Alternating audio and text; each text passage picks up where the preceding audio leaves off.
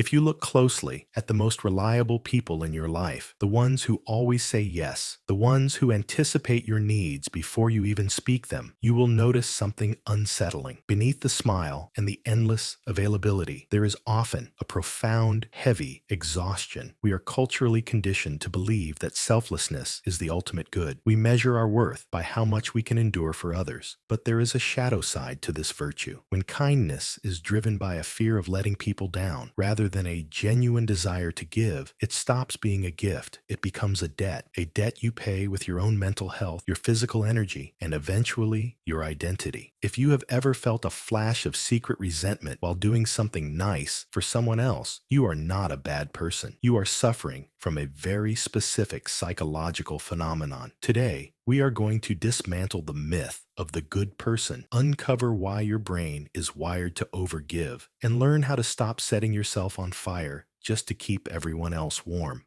Let's start with a hard truth that most of us in our 30s and 40s are just beginning to realize. There is a massive difference between being kind and being nice.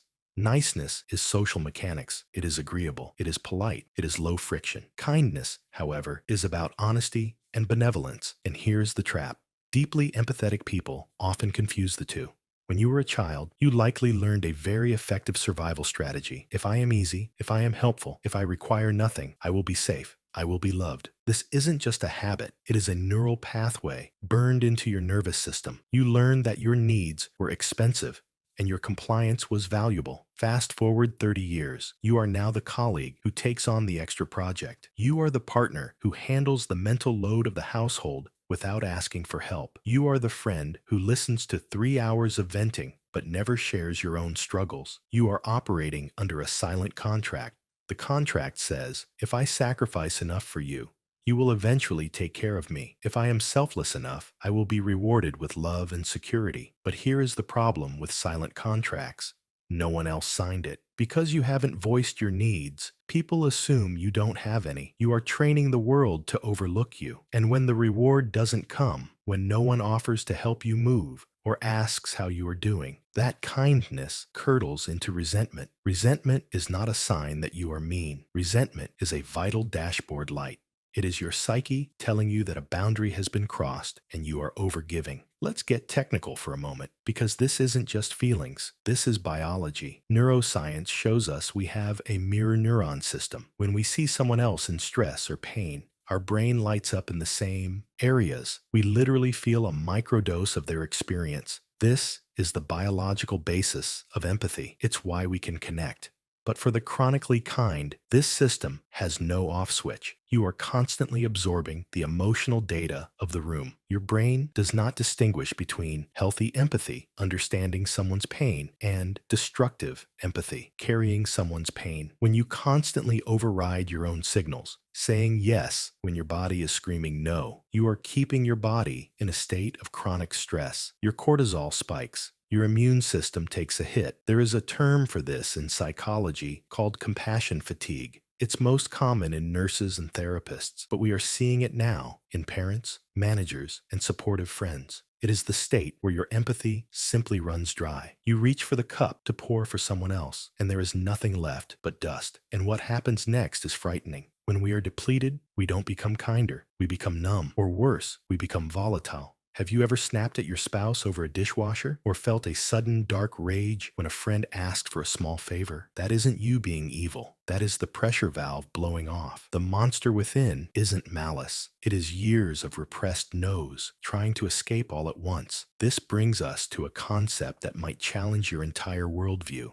It's called pathological altruism. We usually assume altruism, helping others, is always good, but researchers, including those at the University of Berkeley, have found that altruism only increases well-being when it is voluntary and authentic. When helping is compulsive, when you feel you have to do it to avoid guilt or conflict, it is actually correlated with depression and anxiety. Pathological altruism is when your help actually harms you, or, ironically, harms the person you are trying to help. Think about the parent who does everything for their child to save them from struggle, inadvertently teaching that child helplessness. Think about the partner who constantly covers for a spouse's bad behavior to keep the peace, thereby preventing the spouse from ever facing consequences. In these moments, kindness becomes a weapon. It becomes a tool for control or avoidance.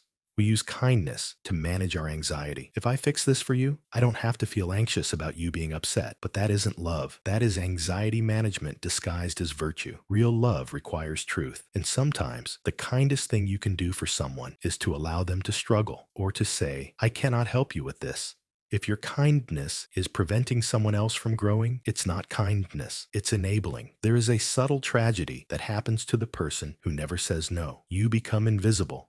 The more you adapt to everyone else's shape, the less defined your own shape becomes.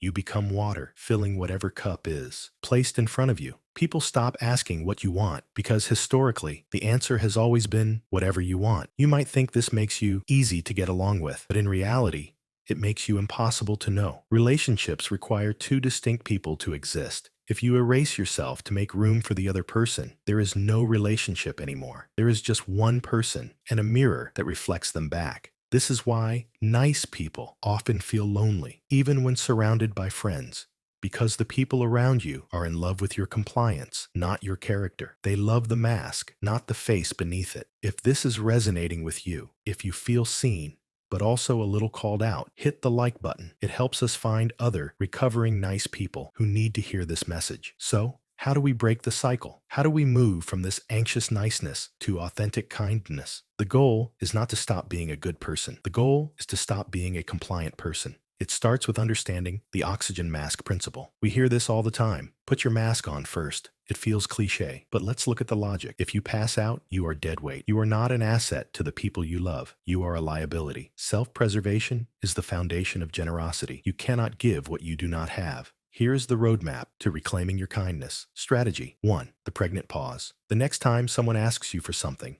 a favor, a commitment, a shift swap, do not answer immediately. We are conditioned to say yes before our brain has even processed the request. Implement a mandatory pause. Say, let me check my capacity and get back to you. This buys you time to ask the real questions. Do I have the energy for this? Am I doing this out of guilt? Strategy 2. The no sandwich. Many of us fear no because it sounds harsh. So wrap it in kindness. I care about you and this project, the bread, but I cannot give it the attention it deserves right now. So I have to pass. The meat. I hope it goes wonderfully. The bread. This proves that a boundary is not a rejection of the person. It is a rejection of the request. Strategy 3. Tolerate the discomfort. When you start setting boundaries, people will be disappointed. Some might even be angry. This is the hardest part. You have to learn to tolerate the sensation of disappointing others. Their disappointment is not a verdict on your worth. It is simply their reaction to a change in the contract. If a relationship ends because you stopped overextending yourself, that relationship was parasitic, not symbiotic. Here is the beautiful irony. People actually trust you more when you have boundaries. Why? Because when you say no sometimes, they know that your yes is real. They know you aren't secretly resenting them. Boundaries create safety. We need to return to the metaphor of the garden. If you water every plant in the neighborhood but neglect your own, your soil turns to dust. Authentic kindness, the kind that heals, the kind that changes the world, must overflow from a full tank. It cannot be scraped from the bottom of an empty barrel. This means you have to treat yourself with the same level of compassion you extend to strangers. Do you rest when you are tired? Do you forgive yourself when you make a mistake? Do you defend your own time? If you don't, you are teaching the world that you are not worth protecting. The dark side of kindness is not that kindness is bad. It's that kindness without boundaries is self-destruction. You have spent years, maybe decades, wearing a mask of infinite availability. Taking it off is going to feel naked. It's going to feel risky. But the people who truly love you, the ones who deserve to be in your life, will not run away when you show up as a whole person. They will be relieved to finally meet you. True kindness includes you. So, the next time you feel that tug to say yes when you mean no, pause. Ask yourself, am I doing this from love or am I doing this from fear? Choose truth. It's the kindest thing you can do. If you're ready to stop the cycle of people-pleasing and actually build some of those boundaries we talked about, I've put a link to a guide on scripting your no in the description below. It's a good next step to take the pressure off. And if you found value in this, you'll probably want to watch this video next. It dives into high-functioning anxiety, which is often the engine driving this need to be overly kind. Click here, and I'll see you there.